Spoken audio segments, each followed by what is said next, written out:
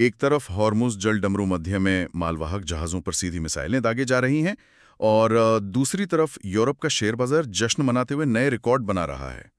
Global macro pulse में वापस का स्वागत है। हाँ, मतलब आज हम बिल्कुल उस बिंदु पर खड़े हैं जहां हमारे लाइव डेटा और जमीनी वास्तविकता आपस में बुरी तरह से टकरा रहे हैं। बिल्कुल, आज का बाजार किसी सामान्य आर्थिक नियम का पालन नहीं कर रहा है।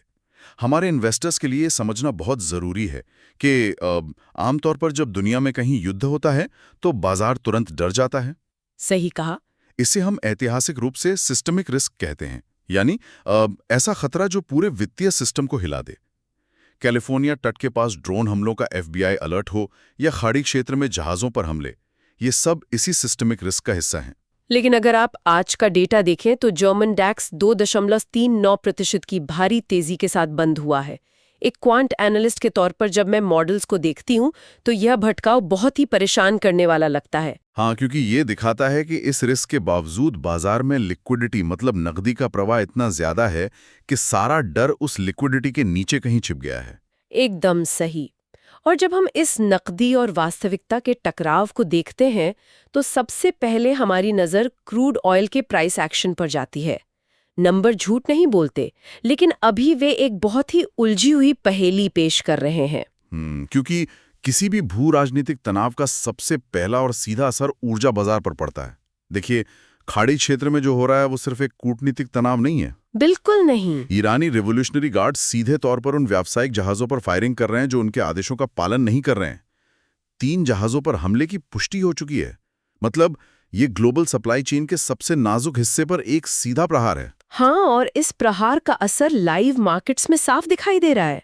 WTI क्रूड में कल $82 से लेकर $88 के बीच एक बहुत ही हिंसक उतार चढ़ाव दर्ज किया गया, जो कि एक क्लासिक मैक्रो हेडविंड है। बिल्कुल। इसे तकनीकी भाषा में हम वॉल्यूम डाइवर्जेंस कहते हैं। हमारे श्रोताओं के लिए बता दूं, वॉल्यूम डाइवर्जेंस का मतलब है कि जब कीमतें बढ़ रही हों लेकिन खरीद फरोख्त का वॉल्यूम उसका साथ न दे रहा हो। अच्छा। हाँ, ये बाजार में गहरी घबराहट का संकेत है। अंततः WTI $88.44 मतलब 2.28% ऊपर और ब्रेंट क्रूड $91.54 पर क्लोज हुआ है।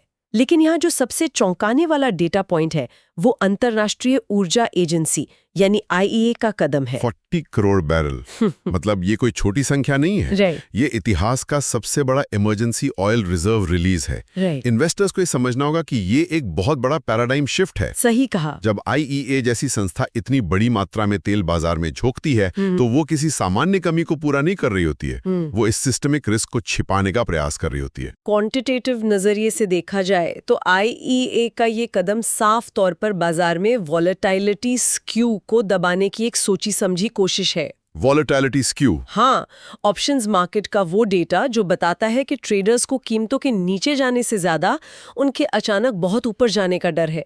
बाजार मान रहा है कि क्रूड के $100 पार करने का जोखिम कहीं ज्यादा है। बिल्कुल। IEA असल में $88 के स्तर को एक की रेजिस्टेंस बनाने की कोशिश कर रहा है ताकि तेल की कीमतों के लिए उसे पार करना मुश्किल हो जाए।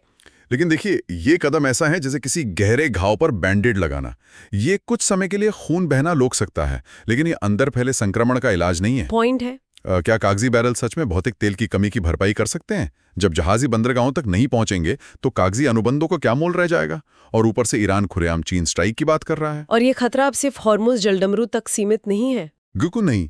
FBI का कैलिफोर्निया तट के पास संभावित ड्रोन हमलों का अलर्ट ये साबित करता है कि ये संघर्ष अब क्षेत्रीय नहीं रहा। इसे सिर्फ एक सप्लाई चेन इशू कहकर खारिज नहीं किया जा सकता। हालांकि बाजार का जो वर्तमान प्राइस एक्शन है वो अभी इस बैंडेड पर ही भरोसा कर रहा है, लेकिन जब तेल की कीमतें इस तरह कृत्रिम रूप से दबाई जा रही हों तो उसका धुआं कहीं और से निकलेगा। हाँ, और वो जगह है महंगाई का डेटा, जो हमें आज के दूसरे सबसे बड़े विरोधाभास की ओर ले जाता है। एकदम सही। कल शाम 6 बजे भारतीय समयानुसार जो अमेरिकी CPI के ताज़ा आंकड़े जारी हुए वे काफी हैरान करने वाले थे। मतलब जब कच्चे तेल की कीमतों में इतनी उथल-पुथल हो तो CPI सतह पर इतना शांत कैसे हो सकता है? अगर हम सिर्फ हेडलाइन डेटा को देखें तो फरवरी का अमेरिकी CPI सालाना आधार पर 2.4% और कोर CPI 2.5% पर है। यह बिल्कुल बाजार की उम्मीदों के अनुरूप था। जो कि बहुत ही अजीब है। हाँ, और अगर हम फिक्स्ड इनकम मार्केट का डेटा देखें तो 2 साल की अमेरिकी ट्रेजरी यील्ड 3.661% और 10 साल की यील्ड 4.231% पर है।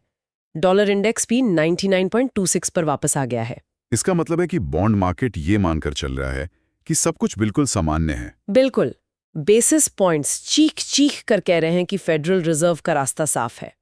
फिक्स्ड इनकम मार्केट इस पूरे जियोपॉलिटिकल शोर को पूरी तरह से नजरअंदाज कर रहा है। लेकिन यही मुझे मॉडल्स और वास्तविकता के बीच एक बहुत बड़ी खाई नजर आती है। मतलब अगर सब कुछ इतना ही सामान्य है, अगर इन्फ्लेशन सच में 2.4% पर नियंत्रण में है, तो फिर स्पॉट गोल्ड $5,175.91 प्रति आउंस पर क्यों बंद हुआ? हाँ, सोने का यह स्तर वास्तव में ऐतिहासिक है। ये कोई छोटी मोटी बात नहीं है।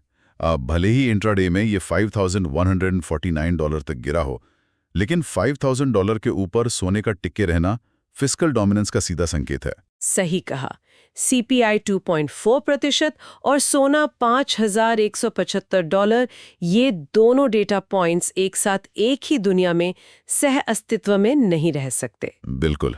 हमारे इन्वेस्टर्स को समझना चाहिए कि सोने की ये कीमत फिएट करेंसी यानी डॉलर जैसी कागजी मुद्राओं पर से उठते हुए अविश्वास का स्पष्ट संकेत है। यानी स्मार्ट मनी शायद बॉन्ड यील्ड्स के शांत डेटा को नहीं, बल्कि राजनीतिक बयानों और जमीन की सच्चाई के बीच के अंतर को देख रहा है। एकदम सही। ट्रंप का ये दावा कि ईरान के पास मारने के लिए कुछ नहीं बचा है और युद्ध जल्द खत्म होगा, ईरान के राष्ट्रपति की 3 कड़ी शर्तों से बिल्कुल मेल नहीं खाता। हाँ, वे युद्ध मुआवजा, कानूनी अधिकारों की मान्यता और भविष्य की गारंटी की मांग कर रहे हैं, जो कि मौजूदा राजनीतिक माहौल में लगभग असंभव है। और सोने का ये $5,175 का स्तर इसी राजनीतिक बयानबाजी और बाजार की सच्चाई के बीच का सबसे बड़ा सिस्टमिक रिस्क है। बिल्कुल। लेकिन कमोडिटी और बॉन्ड मार्केट के इस अजीबोगरीब व्यवहार के बावजूद इक्विटी मार्केट में एक अलग ही कहानी चल रही है। वहां लिक्विडिटी का प्रवाह जारी है। हाँ, इक्विटी मार्केट्स का ये जबरदस्त उत्साह कहां से आ रहा? डेटा के अनुसार कल दोपहर भारतीय समय अनुसार जब एशियाई बाजार बंद हुए तो चीनी ए शेयर्स में 2.51 ट्रिलियन RMB का भारी भरकम टर्नओवर दर्ज किया गया। अरे वाह, 2.51 ट्रिलियन! हाँ, नई ऊर्जा, बैटरी और केमिकल शेयरों में बम्पर तेजी थी। अमेरिका में ओरेकल 9% उछला और यूरोप में स्टॉक्स 52.67% ऊपर था। मतलब बाजार का डेटा बता रहा है कि संस्थागत पैसा अभी भी ग्रोथ और AI थीम को चेस कर रहा है। एकदम सही। एप्पल के नए फोल्डेबल आईफोन की खबर भी इस सेंटिमेंट को सपोर्ट कर रही है। लेकिन देखिए, मैं इस इक्विटी रैली के पीछे छिपे मैक्रो हेडविंड्स की ओर इशारा करना चाहूंगा। एक तरफ अमेरिकी प्रशासन द्वारा धारा 301 के तहत नई व्यापार जांच और टैरिफ की तैयारी हो रही है, जो कि ग्लोबल ट्रेड के लिए एक बड़ा झटका है। बिल्कुल। टैरिफ बढ़ने का सीधा मतलब है कंपनियों के मार्जिन पर भारी दबाव। और दूसरी तरफ चीन का सेंट्रल बैंक वित्तीय क्षेत्र में AI के सुरक्षित उपयोग को बढ़ावा दे रहा है। हाँ, डेटा बताता है कि ओपन क्लॉ जैसे AI एजेंट्स के यूजर्स को 1 करोड़ फ्री टोकन दिए जा रहे हैं। ये सिर्फ एक मार्केटिंग स्टंट नहीं है। 1 करोड़ फ्री टोकन बांटना एक मैक्रो हथियार है। ये सिर्फ एक टेक बूम नहीं है, बल्कि टेक्नोलॉजिकल संप्रभुता की एक नई जंग है। टेक्नोलॉजिकल संप्रभुता, बिल्कुल। लेकिन इस वर्चस्व की लड़ाई में सुरक्षा जोखिमों को भी नजरअंदाज नहीं किया जा सकता। ओपन सोर्स AI एजेंट्स के लिए सख्त चेतावनी जारी की जा रही है। तो अगर हम इन सभी जटिल डेटा पॉइंट्स और मैक्रो इवेंट्स को एक साथ जोड़ें, तो हमारे इन्वेस्टर्स के लिए तो क्या का जवाब क्या है? पोर्टफोलियो के लिए इस पूरे डाइवर्जेंस का क्या मतलब है? क्वांटिटेटिव नजरिए से मेरा टेक अवे बहुत स्पष्ट है। ट्रेडर्स को WTI क्रूड में $88 के उसकी रेजिस्टेंस पर अपनी नजरें गड़ाए रखनी चाहिए। और सोने में? सोने में $5,550 का एक बहुत मजबूत सपोर्ट लेवल बन चुका है। और चूंकि अमेरिकी बाजार डाउ जोन्स और नैस्डैक के बीच पूरी तरह बटे हुए हैं, इसलिए ब्रॉड इंडेक्स प्ले अब काम नहीं करेगा। हाँ, डाउ जोन्स कल 0.61% नीचे था। बिल्कुल। इसलिए इन्वेस्टर्स को स्टॉक विशिष्ट अप्रोच अपनानी होगी, खासकर ऊर्जा में OXY और COP और टेक सेक्टर में ओरेकल जैसे काउंटर्स में। ऐतिहासिक पैटर्न के नजरिए से मेरा टेक अवे थोड़ा अलग और अधिक व्यापक है। इन्वेस्टर्स को यह गहराई से समझना होगा कि हम इस वक्त एक फ्री मार्केट में काम नहीं कर रहे हैं। हाँ, लिक्विडिटी साइकिल को कृत्रिम रूप से बढ़ाया जा रहा है। बिल्कुल। जब सेंट्रल बैंक और IEA जैसी संस्थाएं 40 करोड़ बैरल के साथ हस्तक्षेप कर रही हैं, तो बाजार स्वतंत्र रूप से काम नहीं कर रहा है। पोर्टफोलियो में वास्तविक संपत्तियों मतलब रियल एसेट्स के जरिए हेजिंग करना इस समय की सबसे बड़ी जरूरत है। एकदम सही बात है। और आज के इस डीप डाइव को खत्म करने से पहले मैं श्रोताओं के लिए एक अंतिम विचार छोड़ना चाहता हूं। अगर 40 करोड़ बैरल का इमरजेंसी ऑयल रिजर्व भी $90 के क्रूड को नीचे नहीं ला पा रहा है, तो सोचिए जब ये रिजर्व खत्म हो जाएगा तब सप्लाई शॉक का असली स्वरूप क्या होगा। ये एक बहुत ही गंभीर सवाल है और इसी के साथ कर्व्ड से आगे रहें, ये ग्लोबल मैक्रो पल्स है। डिस्क्लेमर, ये वित्तीय सलाह नहीं है।